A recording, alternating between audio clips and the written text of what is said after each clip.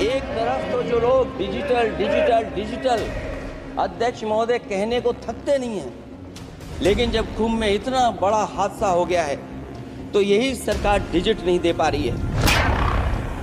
मैं महाकुंभ में दिवंगत लोगों को श्रद्धांजलि देता हूं, जिन्होंने आज हजारों की संख्या में वहां पर अपनी जान दी है कुंभ मेला।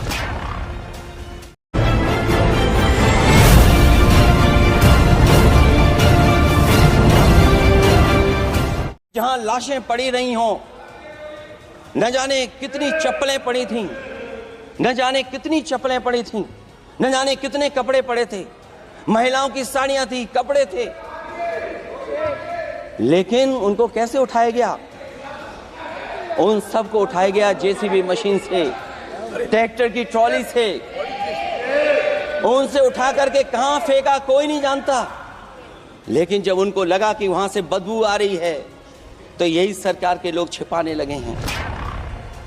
सनातन धर्म के खिलाफ सुपारी लेकर के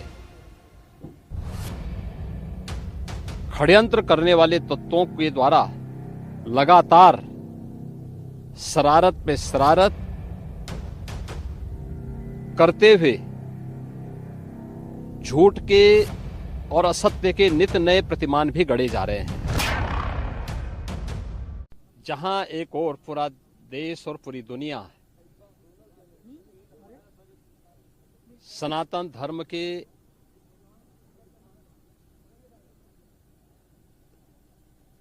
इस सबसे बड़े आयोजन का साक्षी बनकर के गौरव की अनुभूति कर रहा है, प्रफुल्लित है, वहीं दूसरी ओर सनातन धर्म के खिलाफ सुपारी लेकर के षड्यंत्र करने वाले तत्वों के द्वारा लगातार शरारत पे शरारत करते हुए झूठ के और असत्य के नित नए प्रतिमान भी गढ़े जा रहे हैं।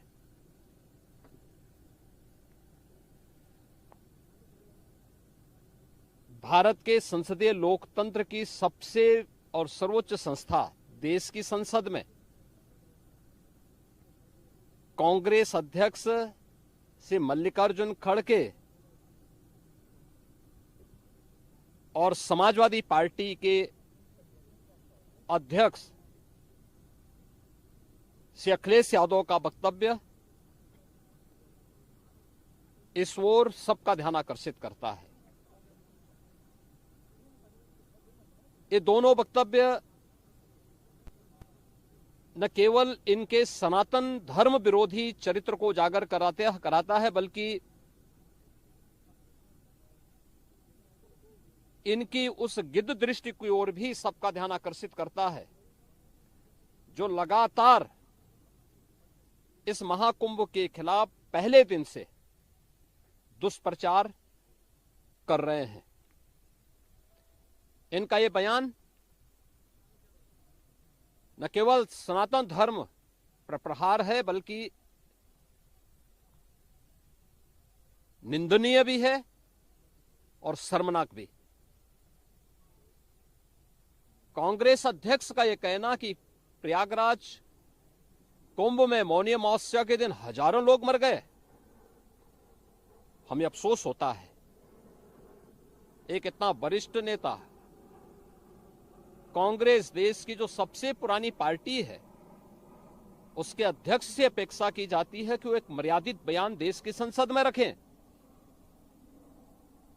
और इतना गुमराह करने वाला बयान, झूठ पे झूठ। ऐसे ही समाजवादी पार्टी के अध्यक्ष का बयान, एक प्रतिस्पर्धा दोनों दलों में है, कौन कितना सनातन विरोधी वक्तव्य दे सके। कहना कि कोई आंकड़े नहीं दिए गए, यहां से प्रशासन से जो बयान जो आंकड़े दिए गए, उन आंकड़ों को मैंने भी सबके सामने रखा। घटना दुखद थी, हर व्यक्ति दुखित था और जितने क्विक रिस्पांस से मेला प्रशासन, पुलिस, एनडीआरएफ, एसडीआरएफ, सिविल डिफेंस, इन सब ने मिलकर के घायलों को हॉस्पिटल पहुंचाने का काम किया, अपने आप में मिसाल है। करोड़ों लोग प्रयागराज में उस दिन उपस्थित थे। ये दोनों दल चाहते थे और सनातन धर्म विरोधी चाहते थे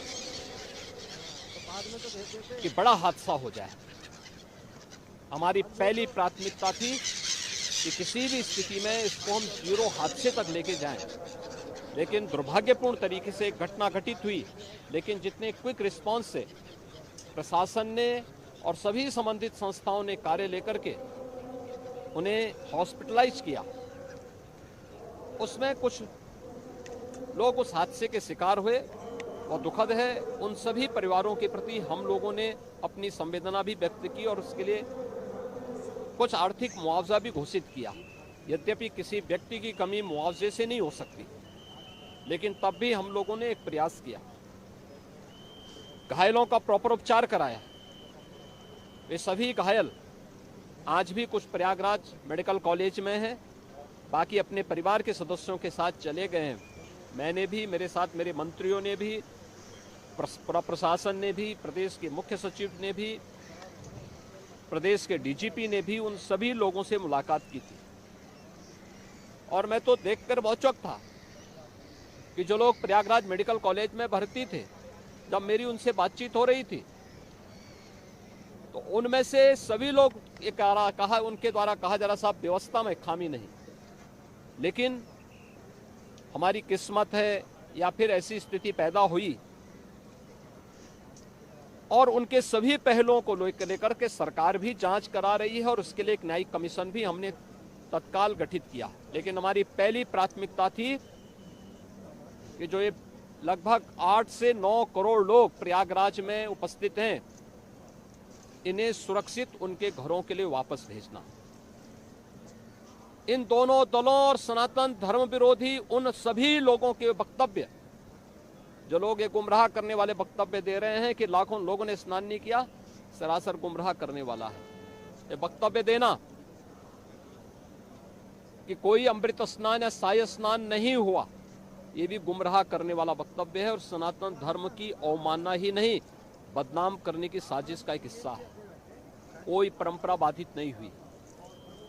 मौनी अमावस्या का स्नान पहले दिन सायंकाल 7:30 बजे से प्रारंभ हो गया था और अगले दिन पूरे दिन भर देर सायंकाल तक मौनी अमावस्या का मुहूर्त था। स्वाभाविक रूप से अखाड़ों ने हादसे के तत्काल बाद मेला प्राधिकरण के साथ बातचीत करके अपने स्नान को स्थगित किया था कुछ देर के लिए। और फिर जब मेरी उनसे बातचीत हुई दोपहर के बाद, सभी अखाड़े और पूज्य संतजन, आचार्य महामंडलेश्वर, वे इस स्नान का हिस्सा बने और वही परंपरागत तरीके से सभी स्नान भी हुए। इस महाकुंभ में 3 अमृत स्नान थे, मकर संक्रांति, मौनी अमावस्या और बसंत पंचमी।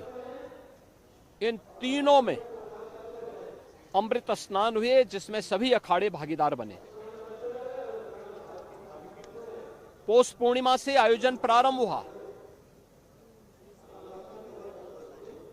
समाजवादी पार्टी के अध्यक्ष का यह वक्तव्य भी कि सरकार ने 100 करोड़ की घोषणा की थी, मुझे लगता है कि उनको बयान थोड़ा पढ़ना चाहिए।